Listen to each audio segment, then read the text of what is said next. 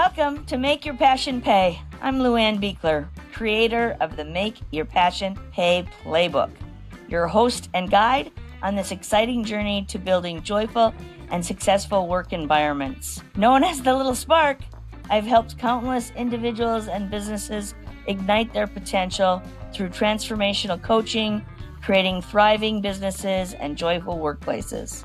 I have experienced the challenges of leaving toxic workplaces and building something better.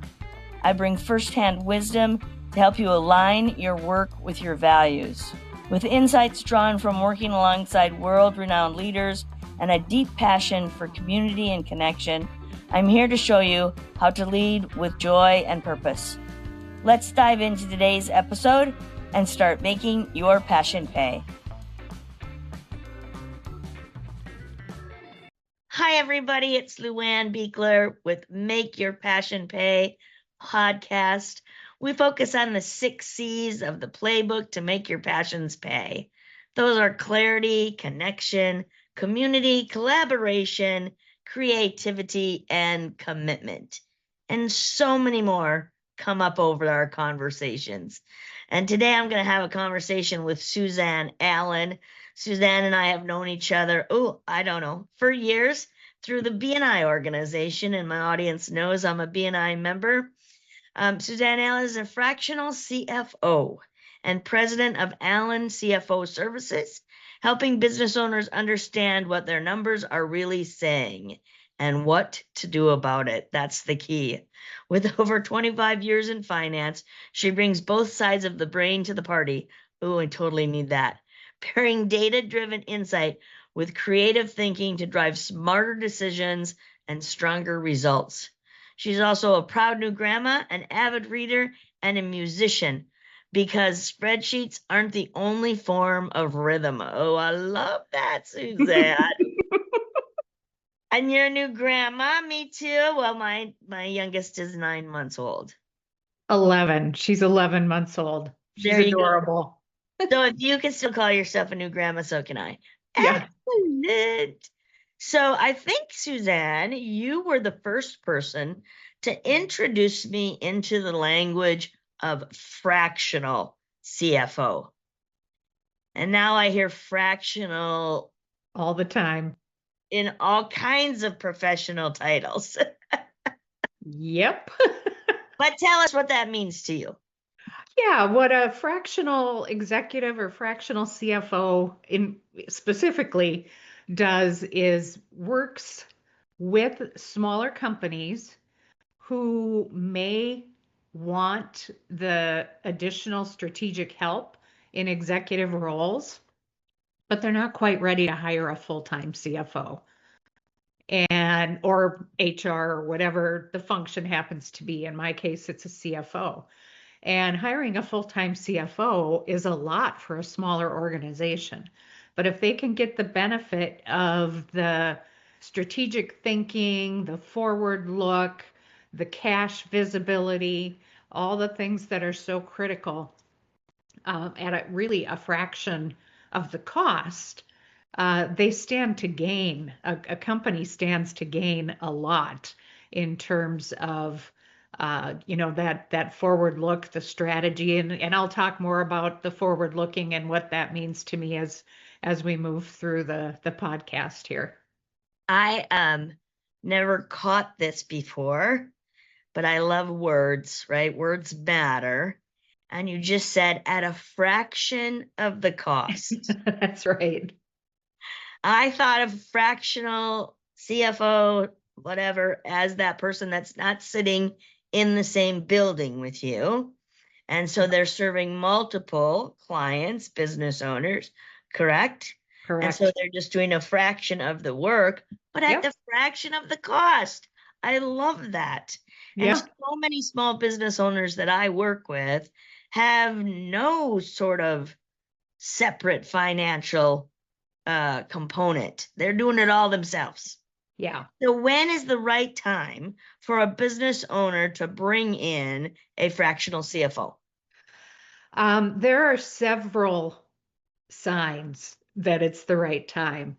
One is if the owner is doing the bookkeeping and doing the taxes and all the day-to-day and just sort of wearing that hat, um, they could bring in a fractional CFO, but the first thing that I would do is help them find a bookkeeper. Because what many owners are tempted to do is wear too many hats and keep that control. And it's very freeing to have someone else, have a bookkeeper come in or an accountant of some type just to do the day-to-day accounting work. Okay, let's And talk about that for a minute. yeah, I think this is really important. And depending on where you're at in your business, you may be confusing these terms. My yeah, goodness, I've been in business for myself for almost 20 years, and I can still get confused on the difference between a yeah. CFO, a CPA, a bookkeeper. I just talked to Anna today. Yay. She has a friend who is a bookkeeper, and Yeah. she very clearly delineated out what she does versus the other two. So Yeah. you tell us from your perspective, Suzanne. Yep, from my perspective, the bookkeeper in a smaller company, or it could be a small accounting staff, an accounting technician, something along those lines. But the person who is doing the day-to-day bookkeeping work or accounting entries, that is a very transaction-oriented, past-focused task. It's very important. It's critical to have that done and have that done right. So the first thing I would do as a CFO coming in to help a business owner is help them find a bookkeeper because you want to have good, solid books that you can rely on. Often, smaller companies will also work with a CPA. The CPA is going to often file tax returns for the owner and the business, um, and help with some tax planning for the owner and the business. So where a CFO comes in, well, and I should say too, there's also a controller role that you might see in some organizations. And that controller is typically responsible, if there is one, for pulling together the financial reporting. Now, the CFO oversees these roles. Mm, And the CFO also then in a smaller organization is going to take, if there's a controller, is going to take those financial reports and analyze them, look for where there's opportunities, look for patterns, look for trends, and then the CFO, as I mentioned earlier, looking forward, looking for while making sure that that an owner knows their numbers and where they've been, so that all those transactions and everything that rolls into those financial statements, it's important that they know their numbers. But what's arguably even more important is that they are looking ahead to where they're going. And that's where you take your financial statements and you take your strategy and you have a CFO sort of mush all that together and come up with a rolling forecast. I use a rolling forecast. mm, Some people like to just have a static budget, but a rolling forecast means each month you get new data that you can use to drive that forecast forward another month. So you're always looking ahead and learning from where you've been. So you put all that together and you can see how it's so critical to have all of those roles. And um, a person will know that they're ready when they're feeling overwhelmed by having to get all of the stuff pulled together each month. Um, and if they're not seeing where their cash is, or maybe they have net income, but they don't have enough cash and they don't understand, it starts to get overwhelming when you're wearing too many hats. And so if an owner needs some help to just decipher that and take something off of their shoulders, that can be money very well spent, particularly if it gets them feeling good about where they're heading into the future. So, right. I'm visualizing one of my clients right now, and he has a bookkeeper, who did his taxes, who we're not sure did them right. So that's probably a moment, right? Yep, that's a moment. And he's overwhelmed with keeping the day-to-day operation going, let alone having to digest uh, the financials and then make decisions from them. Yeah. So how does financial data actually help us make good business decisions? Well, there's a couple different ways I can answer that. And one of the, I mentioned earlier about taking the strategy and the numbers. Well, where does the strategy come from? Often mission, vision, values, which I know is something you help your clients with in a big way. And so making sure that that strategy is aligned with mission, vision, values is really important. And then you put all that together um, so that you've got that data going forward. Now, to use the numbers to make decisions, let's say, for example, a business owner wants to add a product, and we can go through and model what we think that might look like, which means estimating sales, estimating cost to produce if that's appropriate, and putting that all into the financial model. So there's always a little bit of art involved with modeling when you're looking forward. If someone wants to grow, for example, and they just want to hire a salesperson to help them grow, how are they going to ramp that salesperson up? Who's going to train the salesperson? How are they going to compensate the salesperson? I mean, those are big decisions.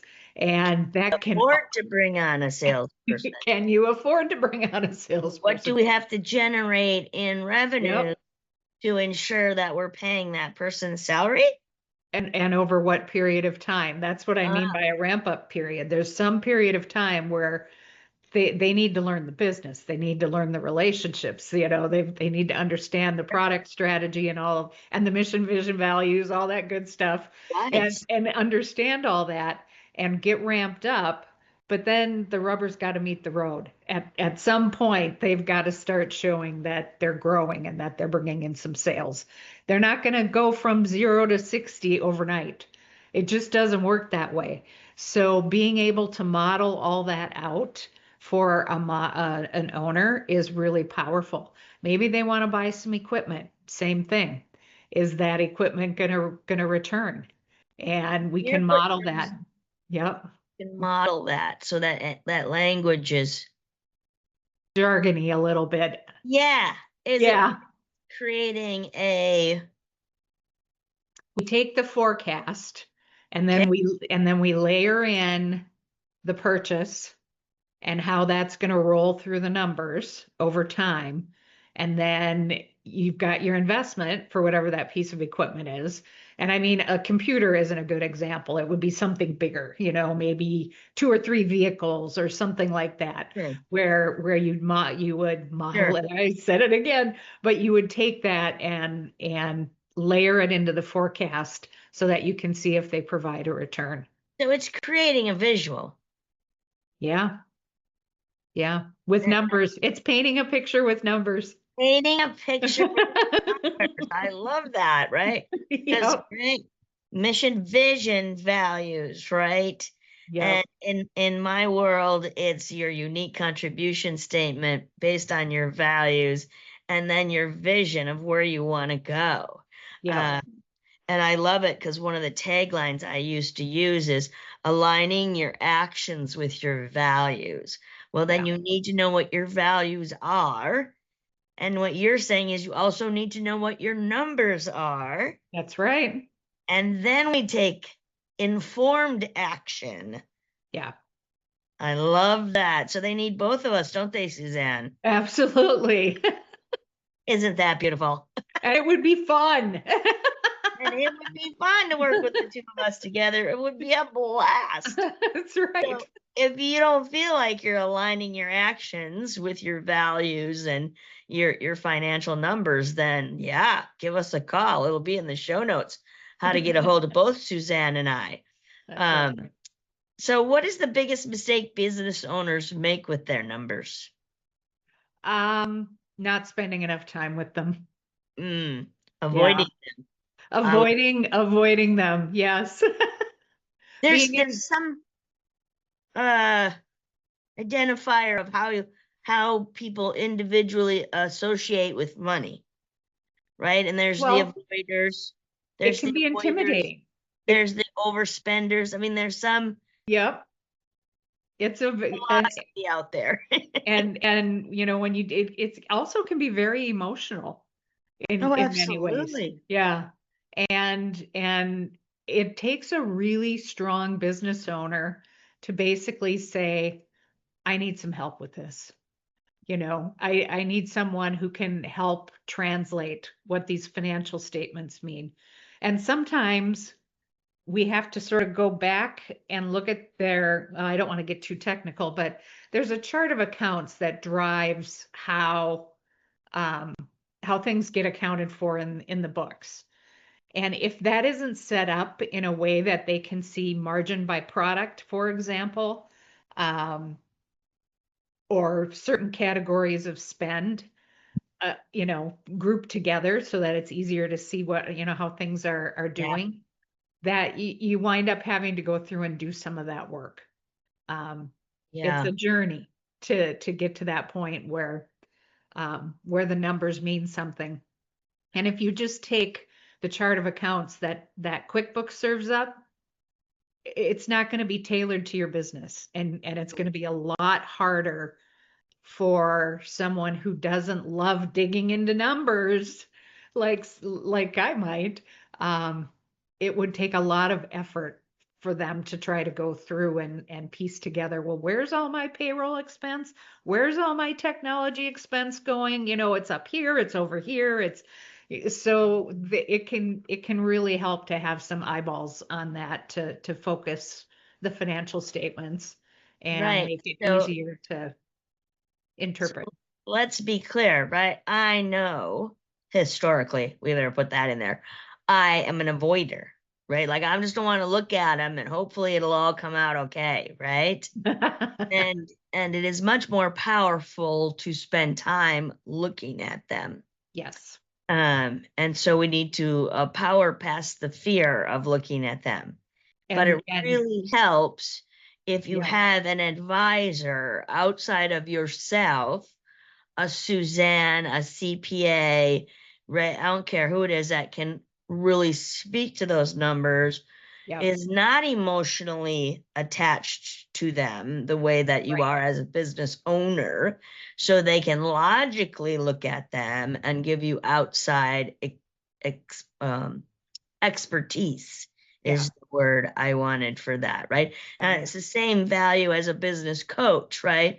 You as a business owner are often lost in I love this word, lost in the conflagration of the daily activities and can't see the forest through the trees anymore, right, right? And so right. simply having someone outside of your organization looking in, that third party factor is so important. And yeah, HR, Yep, coach, CFO, fractional CFO, all of the above. And it's a matter of which one is the most important for yeah, your particular business at this time. But I will yeah. remind my audience, and I tell them this all the time, no one builds a business alone. No, No one, but no one can do this alone and be successful. And so know that and ask for the right kind of help. yeah, Susan, I'm sure you give a free assessment or consultation yep, or look see to understand what's going on and if it's the right time for them to bring you in. Would that be true? absolutely. I always will do a free consultation with every potential client, or maybe they just want to bounce something off me. I'm always open to that. So, yeah. Here's one that recently came up, and I wish I'd have sent this person to you, but I want to ask you now if it would be appropriate. So if it happens again, I can help them. And that is they're going through a particularly slow time and was struggling with, do I lay off my staff or not? Yeah. Is that a place where you could advise people, Suzanne? Yeah, because we'd start with the forecast, right? Sure. And if things have slowed down, we're going to look at the forecast, and then it's really tempting to just say, well, where can I cut costs? Yes. And it's, I won't say it's easy because it's not, but compared to having to lay people off, going through and just scrubbing your spend and making sure that you're not paying for things that you're not using anymore. And let's face it, I mean, that's something you hear about all the time with all of the software that's out there that you sign up for and the bill just keeps coming whether you use it or not. That stuff can get forgotten, and we're all human, right? So being able to go through and just scrub the spend is important. And then, is there a way that revenues can increase? And really digging into that. Is there a way that revenues can increase? What are your promotions or your offers that you're planning to put out there? Is that going to make a difference? And if not, I mean, often in some company, manufacturing, maybe not as much, but in some companies, people is the biggest expense. And so that it could be that's what you come down to.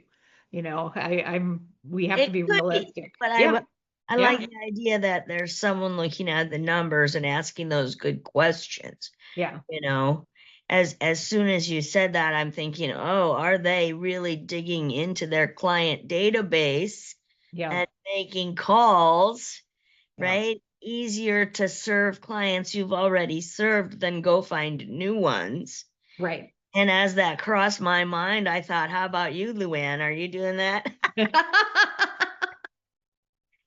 I love how so many times I'm coaching people, interviewing people, and the messages that come out are messages that I needed to hear just as Yeah. much as my audience. So, Well, you know what really struck me is when you said you've been known to be an avoider for your numbers. And it takes I mean, you have to dig deep and just own it. And a business owner's got to get to that part. And it's okay. I right, mean, you're running a business. You've got a million other things to do. want to share a little bit more about my experience with that because I was doing it all, right? And I was Yeah. trying to do it all by myself. And the accountant that came into my life back then not only helped me see the need for the accountant, the bookkeeper really is what she Yeah. was also said to me, build a group of advisors around you, Yeah. mentors in professional areas that you're not good at, that you can bounce ideas off of. And I consciously created those people in my life that were experts in marketing and accounting and legal so that I had those advisors around me. And the other thing she did is made me start to see a profit and loss statement every month. How Yes. helpful is that, right? Yeah. And I love this scrubbing the spend, that language, right? Because it is so easy for those auto pays to keep auto Right. paying and Right. you lose sight of it. So I keep hearing about this tool called Rocket Money. I'm sure there's others out there Yeah. that help you identify. Do you recommend any of those, Suzanne? Well, those are for personal. Rocket Money, for example, is for personal Okay. spend. So, and I Still an believe important thing to monitor. it is, but I want to say that that's owned by Intuit.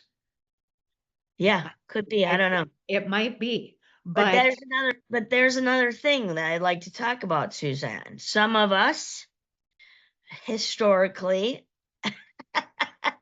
fail to separate our personal and our business. oh, okay. They're all in one bucket. Yes. Yeah. Yeah, And that can be a problem. especially solopreneurs, right? Yeah. Solopreneurs, home-based businesses that aren't really running them as separate entities. Yep. They're not paying themselves. I know you're out there in my audience. I know you're I know you're listening and you're going, oh, that's me, and that's okay, right? We've all made those mistakes, been there, done that. And it can be fixed. No judgment. It can be Yep. fixed. You just got to go to the right people. And, Yep. I'm all about being a connector, right? Connection is one of the C's, being a connector of people to the resources that they need to support them and make them successful. Because we never do this alone, right? So please, Right. audience, always remember that. I love to connect you to any resource that you need. You know how to find me, luannb.com. There's always that free consultation on my website as well. And if Suzanne is the right person for you, well, I'll connect you or jump on, and we'll have it in the show notes for a consultation with Suzanne so you can jump in with her as well. So, what does a good financial strategy look like for a growing small business owner? A good financial strategy for a growing business owner is to look at your numbers, be realistic about where your business is going, look ahead, look forward, Forecast. yeah, forecast, and stay on top of cash. And when Mm, I say stay on top of cash, and again, I don't want to get super technical, but there are certain things that roll through the financial statements that create or use cash. And so, I mean, number one, if you've got cash in your hand and you put it in the bank, you've got cash. But if you have issued an invoice to a customer and that customer hasn't paid you, that customer has your cash. So that's the potential for cash. It needs to get collected. so that's accounts receivable. That's accounts receivable. And be on And top of your accounts receivable. yep, accounts receivable is the potential for cash. And if they don't pay, or if you don't invoice promptly, if the job Right. has been done for a couple months and then you send the invoice, you just cost yourself 2 months worth of pay. They weren't asked to pay. They're not going to pay until they get the invoice. Right. So that's, invoice promptly and then stay on top of it and make sure that you're making phone calls if they don't pay on time. I love the imagery that they've got your cash. Uh-huh. They've got your cash. And Yeah. you need that cash to pay your team, to Yep. buy the products that help you do your job, and the supplies and what have you. Yeah, that's great imagery. Another aspect of cash that is an asset on the balance sheet as well as inventory. So you made the point that Mm. if you are not getting paid, you can't buy the products you might need. If that gets booked as inventory, and now, there's lots of different kinds of businesses. Most solopreneurs aren't going to have inventory, and this isn't an issue. But a retail store, a restaurant, a manufacturer, I mean, they're going to have inventory. The And tradespeople. the tradespeople, yeah, absolutely. And if they are buying too soon and sitting on that inventory and not, they call it turning it over. Mm, But if they are just sitting on the inventory and it sits there too long, that's using cash yeah. because you got to pay for it. And then the last aspect of cash that most people can manage and put their arms around is their accounts payable. So if you get a bill today and it's not due for 30 days, why are you putting it on a credit card today? What, Mm, pay it when it's due. Don't pay it early. mm. I'm so glad that there are people like you, Suzanne, in the world who love numbers and accounting and get it all, because that is not me. I am the creative, the Yeah. people person, and I got that for you, my friends. But Suzanne, she's got the numbers, man. She's got the numbers. And it speaks to the strength finder again, which I talk about all the time, right? We all have certain strengths. Understand what your strengths are. play to your strengths. Use those, right? Make your passions pay around that which you're good at doing and you love to do. Yeah. Guess And what then my number outsource one, the rest. I was going to say, guess what my number one strength is? But, Responsibility. oh my God. No, Suzanne, we're going to have this conversation offline because I want to know what your paragraph reads. So now we got to do the strengths here. It's all good for the audience. So, Yep. right? So your number one is responsibility. Number two? I don't know if I'm going to get them in order, but That's okay. adaptability, Nice. ideation, Nice. arranger, responsibility. I'm missing one. They all speak to that analysis of the numbers, Yeah. creatively adjusting, right? Yep. Adapting to Yep. change. So we'll go to mine. My number one is woo, winning others over. Oh, yes. I'm always jealous of people who have woo. I want woo. Well, we'll make it happen. Just put it on your list. No, just kidding. Okay. So that's my number one. It's always been. Number two is positivity. Number three is communication.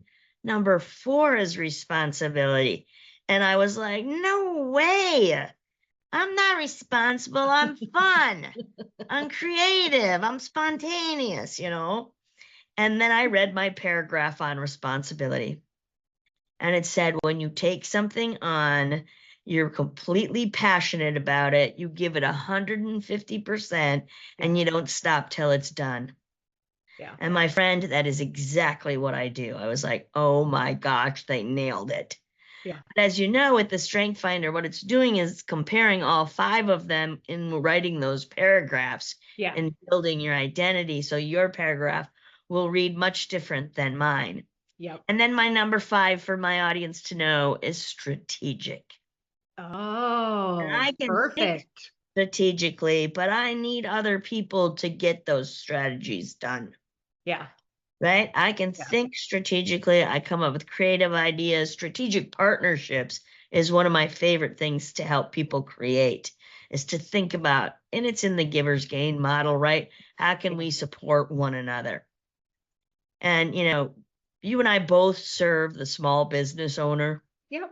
And so understanding what you do versus what I do and how we serve them is so important that we can serve the same clientele and help them be successful. I love that so much. Again, I'm so glad you love numbers. Not in my strengths at all.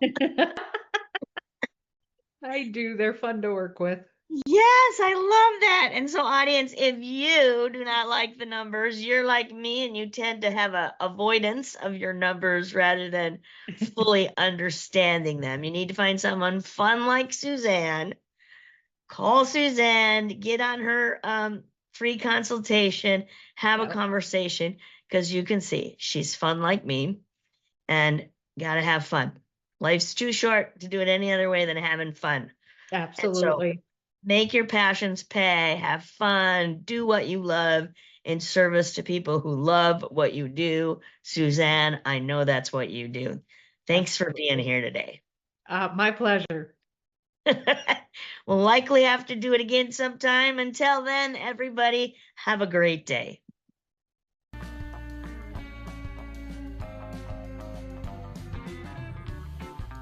Hey, everybody, thank you for tuning in to Make Your Passion Pay.